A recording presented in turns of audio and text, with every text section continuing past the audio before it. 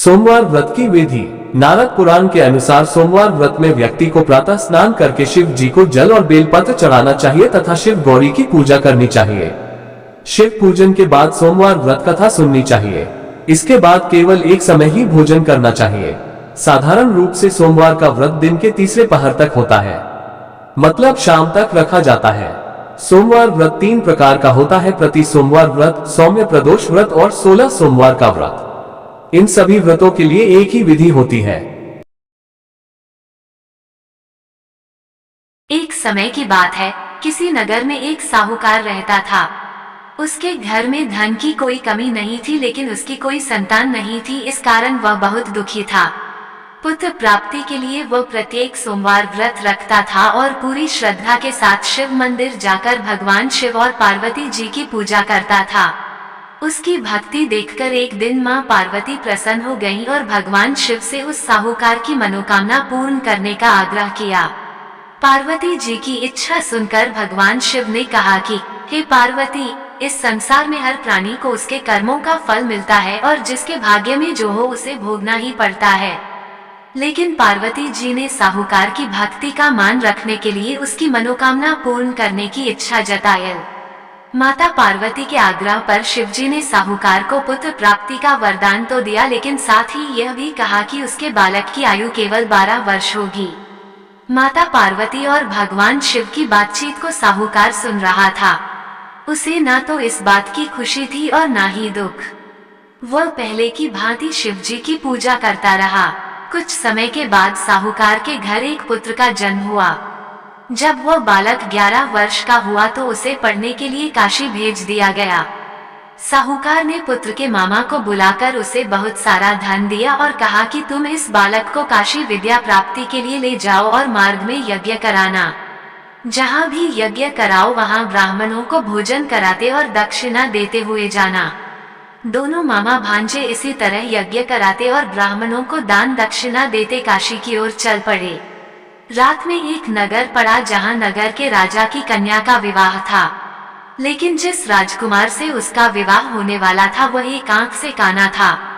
राजकुमार के पिता ने अपने पुत्र के काना होने की बात को छुपाने के लिए एक चाल सोची। साहूकार के पुत्र को देखकर उसके मन में एक विचार आया।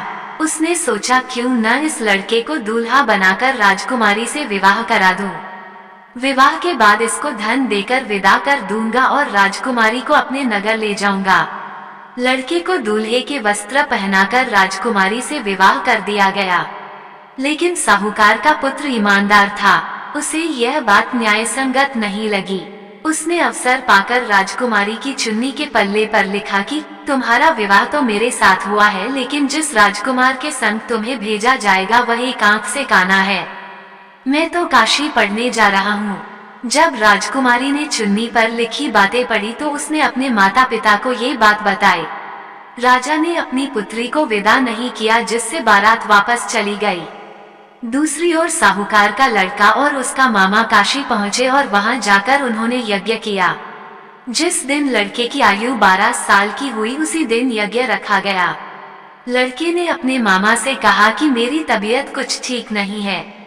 मामा ने कहा कि तुम अंदर जाकर सो जाओ। शिवजी के वरदानुसार कुछ ही देर में उस बालक के प्राण निकल गए। मृत भांजे को देख उसके मामा ने विलाप शुरू किया। संयोगवश उसी समय शिवजी और माता पार्वती उधर से जा रहे थे। पार्वती ने भगवान से कहा, स्वामी, मुझे इसके रोने के स्वर सहन नहीं हो रहा। आप इस व्यक्ति के कष्ट को अवश्य दूर करें। जब शिवजी मृत बालक के समीप गए तो वह बोले कि यह उसी साहूकार का पुत्र है जिसे मैंने 12 वर्ष की आयु का वरदान दिया। अब इसकी आयु पूरी हो चुकी है।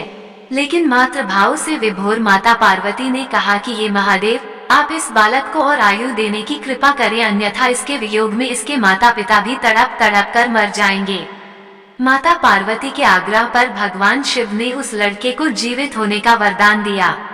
शिवजी की कृपा से वह लड़का जीवित हो गया। शिक्षा समाप्त करके लड़का मामा के साथ अपने नगर की ओर चल दिया। दोनों चलते हुए उसी नगर में पहुँचे जहाँ उसका विवाह हुआ था। उस नगर में भी उन्होंने यज्ञ का आयोजन किया। उस लड़के के ससुर ने उसे पहचान लिया और महल में ले जाकर उसकी खातिरदारी की और अपनी पुत्री को विदा किया। इधर साहूकार और उसकी पत्नी भूखे प्यासे रहकर बेटे की प्रतीक्षा कर रहे थे। उन्होंने प्रण कर रखा था कि यदि उन्हें अपने बेटे की मृत्यु का समाचार मिला तो वह भी प्राण त्याग देंगे, परंतु अपने बेटे के जीवित होने का समाचार पाकर वह बेहद प्रसन्न हुए। उसी रात भगवान शिव ने व्यापारी के स्वप्न में आकर कहा, हे श्रेष्ठी, मैंने तेरे सोमवार के व्रत करने और व्रत कथा सुनने से प्रसन्न होकर तेरे पुत्र को लंबी आयु प्रदान की है। इसी प्रकार जो कोई सोमवार व्रत करता है या कथा सुनता और पढ़ता है उसके सभी दुख दूर होते हैं और समस्त मनोकामनाएं पूर्ण होती हैं।